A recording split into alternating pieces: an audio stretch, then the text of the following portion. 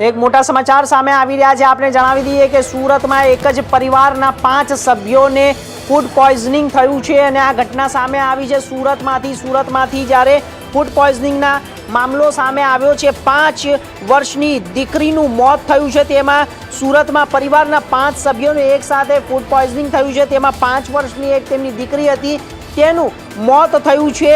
શીતલ રેસ્ટોરન્ટની પંજાબી સબ્જી જમ્યા બાદ તબિયત લથડી હતી અને માતા પિતા અને 2 દીકરીની હાલત અત્યારે ગંભીર છે। સૌથી મોટા સમાચાર છે, ગંભીર સમાચાર છે, દુઃખદ સમાચાર છે। આપને જણાવી દઈએ કે સુરતથી આવી રહ્યા છે। એક જ પરિવારના 5 સભ્યોને ફૂડ પોઈઝનિંગની ઘટના સામે આવી છે અને આ સાથે જ 5 વર્ષની એક દીકરીનું તેની અંદર મોત થયું છે। શીતલ રેસ્ટોરન્ટની અંદર પંજાબી સબ્જી જમ્યા બાદ તબિયત લથડી હતી અને માતા પિતા અને 2 દીકરીની હાલત હજુ ગંભીર બતાવાઈ રહી છે।